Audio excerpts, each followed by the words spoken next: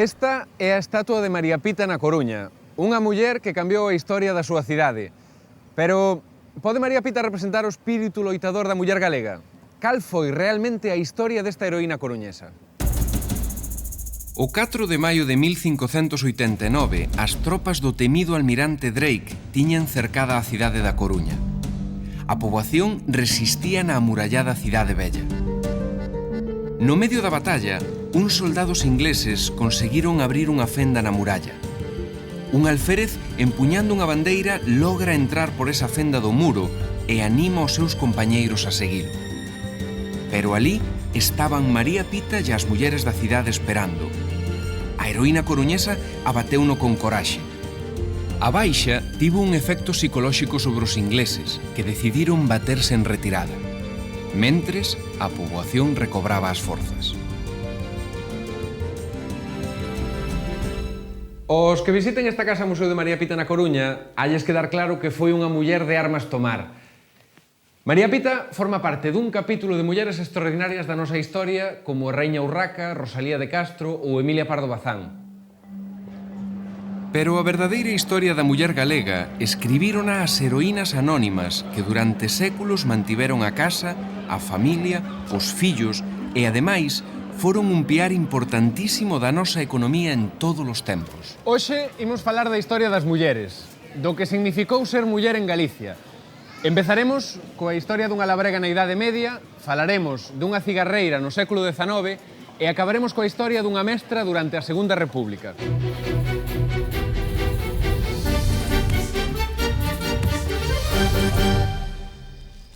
Na historia de Galicia planou desde hai moitos anos a idea de que, desde a época dos castrexos, a nosa sociedade estaba rexida por un matriarcado. É dicir, que mandaban as mulleres. Esta idea procedía de autores grecolatinos, como Estrabón. Este aseguraba que as mulleres non só traballaban a terra, sino que a herdaban e a posuían. Entre os cántabros, os homes danllelo dota ás mulleres. As fillas son as que herdan e as que lles escollen esposa aos seus irmáns. Isto semella ser unha especie de xinecocracia, o que non é moi civilizado. As teorías do matriarcado son hoxe moi cuestionadas. A muller en Galicia sufriu, como en toda Europa, unha discriminación histórica baseada no dereito e nas crenzas cristiás, que a relegaban ao papel de nai e esposa. Pero o certo é que en Galicia a muller tivo sempre unha relación moi especial coa terra. As mulleres foron unha forza productiva e reproductiva fundamental no noso agro.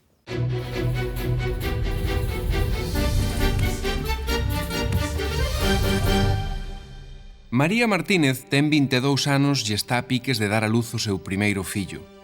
Iso non lle impide traballar na terra. Daquela, era normal que as mulleres traballasen ata case o momento de parir. A María acompaña ao seu home, Xoán Pérez. A terra que cultivan non é deles, pertence ao mosteiro de Santo Estevo de Ribas de Sil. Son foreiros. O contrato de aforamento está a nome dos dous. Damos a vos, Xoán Pérez, e a vosa muller, María Martínez, o noso casar de San Romao da Limia.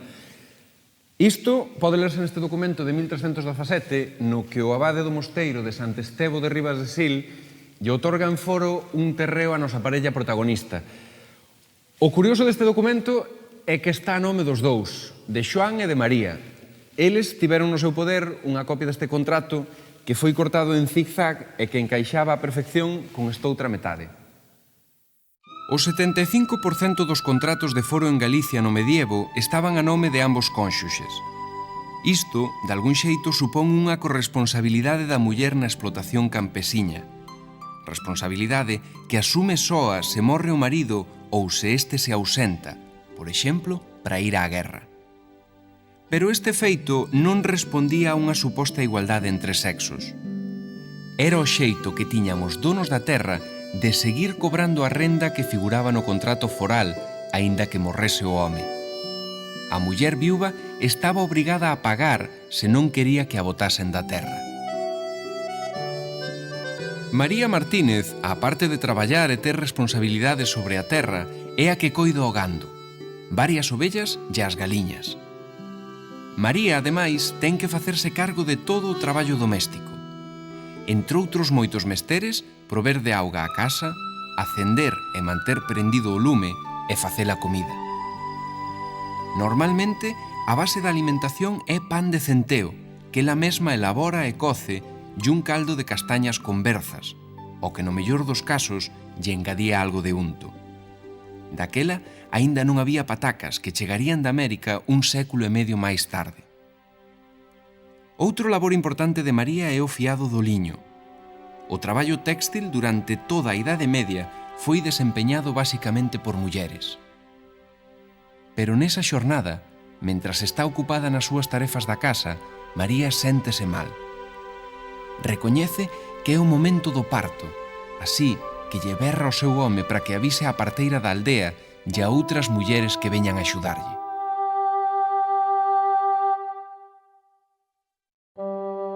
Nas cantigas de Santa María de Afonso X o Sabio figuran unhas miniaturas que representan un parto, pero un parto de muller rica e poderosa, con comadroa e axudantes. A comadroa colocábase diante das coxas da embarazada e a axudante preto da cabeza para reducir a ansiedade. As das cantigas non son as únicas representacións medievais de partos e nacementos. Hai moitas que exemplifican a importancia que se lle daba ao papel reproductor das mulleres.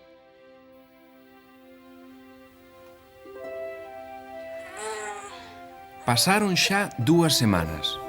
María é nai dunha nena. Ela estáse recuperando perfectamente do parto e nota como a súa filla vai gañando peso día a día.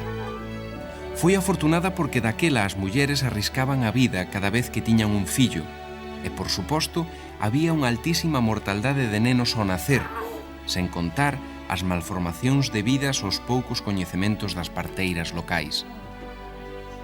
Agora María deberá compaxinar a crianza da nena coas tarefas domésticas e do campo. Durante 2 ou 3 anos terá que darlle o peito á súa filla. Ela non é unha muller de posibles para contratar un ama de cría, pero tampouco terá a obriga de amamantar ningún neno de ricos, como nalgúns casos sucedía. Na Idade Media, os fillos dos ricos eran amamantados por mulleres campesiñas, as amas de cría. Da súa importancia dá idea o alto número de disposicións legais que regulaban esta labor. Nelas especificábase canto tempo lle tiñan que dar o peito ás amas de cría. 2 anos no caso das nenas e 3 no dos nenos, que claramente tiñan máis consideración ca elas. Tralo parto, María volvería moi pronto a traballar na terra. Posiblemente ao longo da súa vida tería 6 ou 7 fillos, dos cales sobrevivirían, segundo a media da época, 1 ou 2. María sería o prototipo de muller labrega que durante séculos perviviu no agro en Galicia.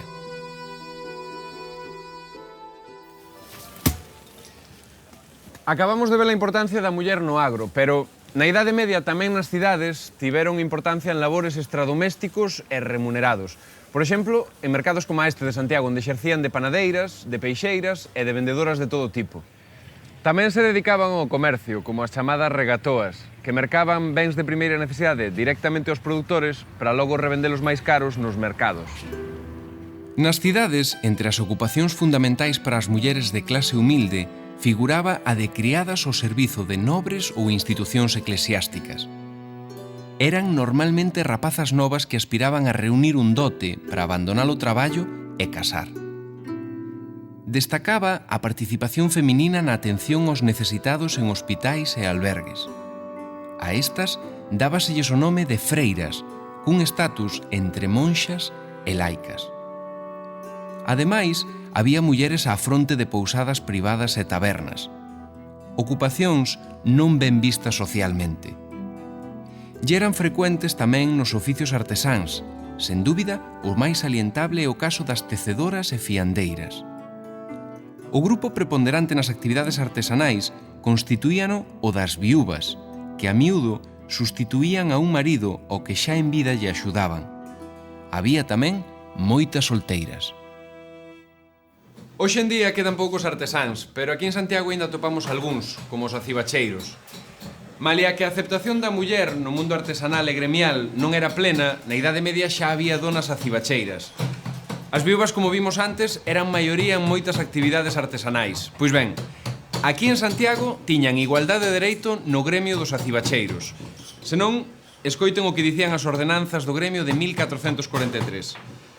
Ordenamos que calquera muller de dito oficio que estiver viúva posa gozar de dito oficio e comprar e vender. Iso sí, podían perder parte desos dereitos se volvían casar, a non ser que o fixeran cun home do gremio. Resumindo, no campo na Idade Media traballaban tanto os homes como as mulleres. Nas cidades, os homes traballaban maioritariamente no gremio de artesáns. As mulleres facíano nos mercados ou na servidume. Os homes eran os cabezas de familia e as mulleres encargábanse da casa e de criar os fillos. A guerra era tarefa dos homes e se estes tiñan que acudir á chamada das armas, a muller pasaba a ocupar o posto de cabeza de familia. Na costa, as mulleres sempre tiveron tamén ocupacións específicas, á parte de coidar a casa e a familia. Unha función típica era o da venda de peixe. En canto o barco chegaba ao porto, os mariñeiros descargábano e desde ese momento desentendíanse del. Era a muller quen tiña que vendelo, ben en lonxas, ben indo de aldea en aldea para trocalo por cartos ou por produtos agrícolas. Isto convertía na dona dos cartos, tamén da despensa. O home só interviña se se trataba de compras maiores, da casa ou dunha horta. Se quedaba viúva, que era algo moi común, a muller da costa sufría un maior desamparo económico e social, porque a súa fonte de ingresos e a súa posición social dependía maioritariamente do que pescaba o seu marido. Unha das actividades máis destacadas da muller mariñeira foi o cosido e o arranxo das redes. Hoxe segue habendo redeiras como estas de Rianxo. O caso é que a partir do século XIX a muller mariñeira comezou a ter gran protagonismo no inicio do proceso fabril. Primeiro coa salga e despois coa conserva.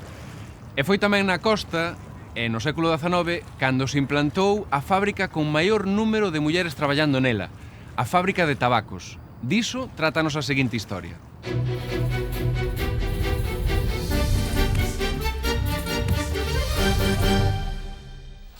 Maruxa Pantín vive nunha humilde casa mariñeira do Portiño, na Coruña. Os dous fillos que ten durmen mentras ela escoita unha carta que lle leu un veciño. Daquela, menos do 5% das galegas sabían ler. A carta é do seu home que xa hai 2 anos que emigrou a Arxentina e as novas non son boas, non manda cartos. Maruxa terá que volver ir mañá á fábrica de tabacos para ver se por fin lle dan un traballo. Por medio dun familiar, leva meses tratando de conseguir un posto na fábrica e non é doado. De todos os xeitos, vai no intentar de novo. O caso de Maruxa é o dunha viúva de vivos. Como definiu Rosalía de Castro, aqueles milleiros de mulleres que tiveron que enfrontarse ás dificultades de sacar adiante unha familia sen a axuda do home. A emigración masiva do século XIX, que foi maioritariamente masculina, fixo que se feminizase o traballo, tanto no agro como nas poucas fábricas que había. Nesta fábrica de tabacos da Coruña deixaron parte das súas vidas algunhas daquelas viúvas de vivos. Maruxa conseguiu finalmente e grazas á axuda do seu familiar entrar na fábrica. Colocárona no taller de desveado, un dos labores máis duros. Entre as moreas de fardos de tabaco, a súa ocupación consiste en separar a bea da folla. Non era unha tarefa de precisión, senón sobre todo de aguante físico. Realizábase nunhas condicións hixiénicas moi precarias. A mestra de taller fíxase especialmente nas mans de Maruxa. Leva poucos días e quere controlala. Hai que traballar a bo ritmo e non son tolerables unhas mans lentas. As donas constituíron unha forza insustituíble no tardío e lento proceso de industrialización en Galicia. As cigarreiras coruñesas formaron o maior colectivo de obreiras de toda Galicia reunidas nunha soa fábrica. A mediados do XIX chegaron a traballar nela 4.000 mulleres, casadas como Maruxa, viúvas e unha porcentaxe alta de solteiras. era moi frecuente a presenza de varios membros dunha mesma familia. Ás veces coincidían ata 3 xeracións. Algunhas entraban aos 9 ou 10 anos e permanecían na fábrica ata despois dos 70. Non foi ata 1908 cando se prohibiu o traballo a menores de 16 anos. A maioría das obreiras non sabían ler e procedían de barrios da Coruña e do rural. As xornadas de traballo no 19 eran extensísimas. Non se cobraba por horas, senón por traballo feito. Entrábase ás 7 da mañá, pero non había hora de saída. Os salarios que recibían as mulleres por facer o mesmo traballo cos homes eran bastante inferiores. Entre 1/3 e a metade do que recibían eles. Estaba claro, a sustitución do traballo masculino polo feminino tiña unha finalidade basicamente económica, a de reducir os custos de produción. Sindicalmente, as cigarreiras non se organizaron ata 1916, pero antes contaron con sociedades de solidaridade e protagonizaron motíns e folgas diversas.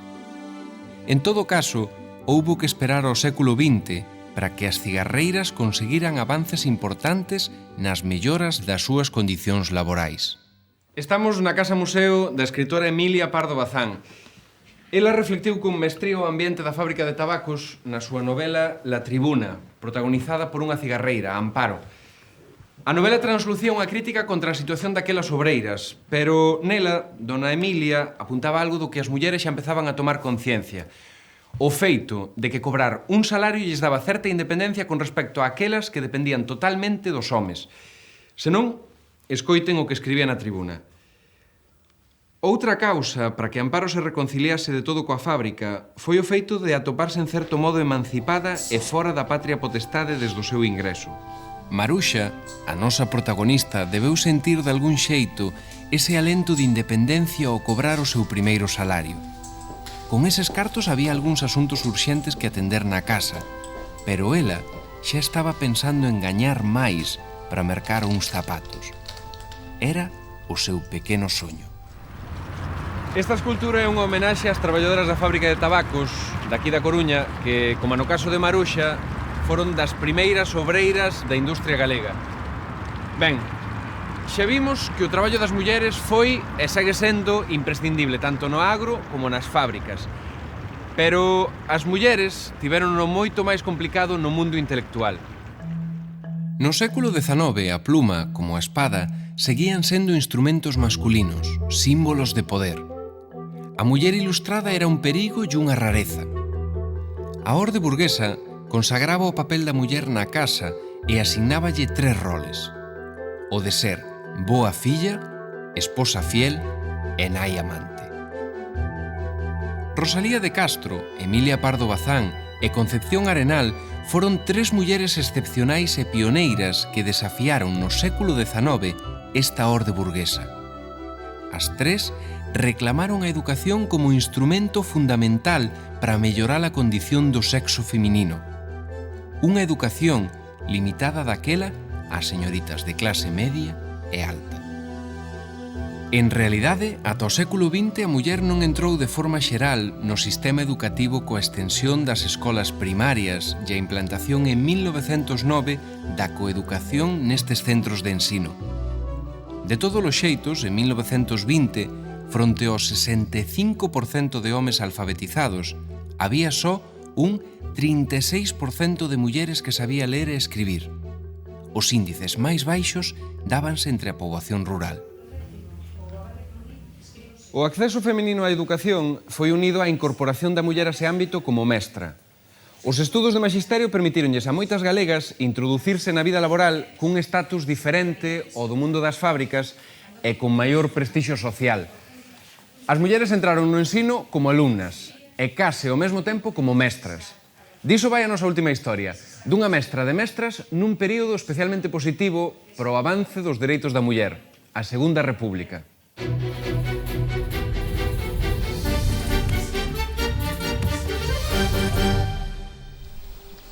Ernestina Otero Sestelo é a directora da Escola Normal de Maxisterio de Pontevedra e presidenta do Consello Provincial de Educación.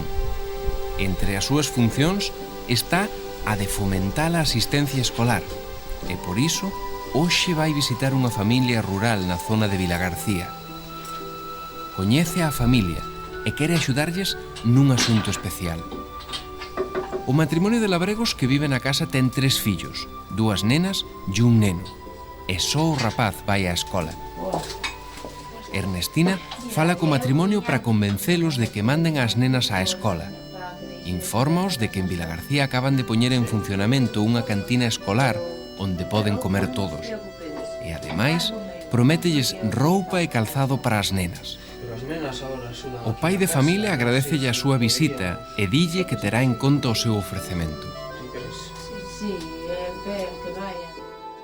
Un dos netos de Ernestina Otero Sestelo, Manuel Puga, recolleu nun libro a vida e as experiencias da súa avoa. Móstranos documentación e fotos daquela muller nada en Redondela en 1890 no seo dunha familia burguesa de clase media e liberal que aos 18 anos marcha a Madrid para estudar na célebre Escola Superior de Maxisterio. Alí tivo profesores tan destacados como Ortega y Gasset ou Luís de Zulueta da Institución Libre de Ensinanza, que lle abriron a mente ás novas ideas progresistas en materia pedagóxica. En 1915 consegue praza como profesora na Escola Normal de Pontevedra, a de Maxisterio, e alí coincide nun curto período con Castelao.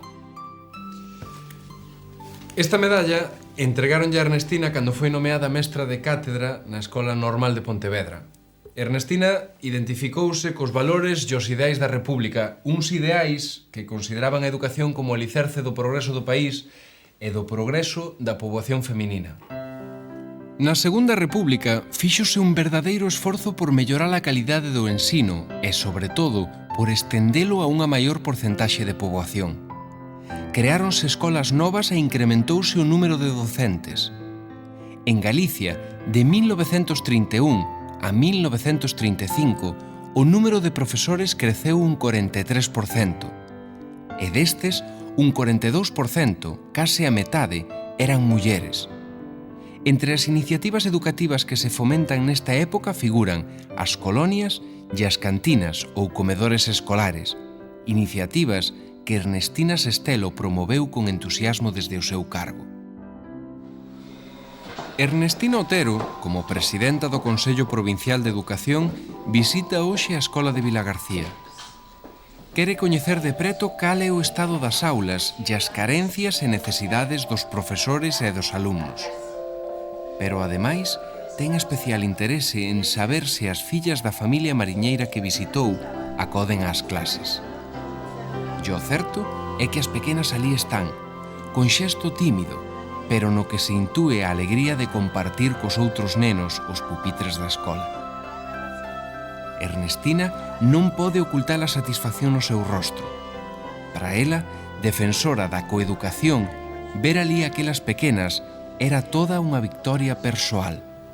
Estamos diante da antiga sede da Escola Normal de Maxisterio, onde Ernestina exerceu durante máis de 20 anos.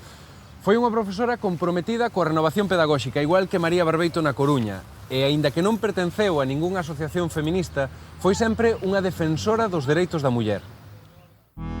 Uns dereitos que na República tomaban forma legal, malia que na práctica non chegaron a cambiar moito a vida das mulleres galegas. A Constitución Republicana de 1931 foi a primeira e suprema norma legal que consagrou o principio de igualdade do home e da muller perante a lei en España. En varios artigos incluíase, entre outras disposicións, a obriga do Estado de regulamentar o traballo das mulleres e de protexer a maternidade, ou a obriga de non discriminalas nos empregos e cargos públicos. Recoñecíase o matrimonio civil e en 1932 aprobábase unha lei de divorcio. Pero a maior conquista política foi o dereito ao voto das donas aprobado en 1931, despois dun dos debates máis controvertidos no Parlamento republicano. Todas estas leis supoñían cambios fundamentais na condición da muller, pero a Guerra Civil e o franquismo frustraron estes logros. Esta é a casa familiar de Ernestina en Redondela, hoxe completamente reformada e remodelada. Esta casa foi apedreada no ano 37 por un grupo de falanxistas. Foi unha das medidas de presión ás que tiveron que enfrontarse os familiares da mestra. Ela mesma, no ano 36, recibía esta carta, con data do 10 de novembro, na que era suspendida de emprego e soldo. Posteriormente, incluso foi apartada do servizo. Tempo despois, Ernestina logrou que lle revisaran este expediente e puido volver á docencia, aínda que tivo que trasladarse a Ourense. Varios centos de mestres e de mestras en Galicia foron represaliados. Unha triste historia para o país e para as mulleres que durante o franquismo retornaron á condición de tuteladas polo home. Estamos no Vicerrectorado, onde atopamos as fotos de Elisa e Jimena Fernández de la Vega. Elas foron as primeiras licenciadas en Medicina en Santiago en 1919. Curiosamente, hoxe en día, é maior o número de rapazas co de mozos matriculados na Universidade en Galicia. Isto non quere dicir que as mulleres estén en condicións de total igualdade co home. A equiparación nos altos cargos directivos, a igualdade de salarios, a conciliación da vida laboral e familiar son algunhas das asignaturas pendentes para as galegas neste novo século XXI.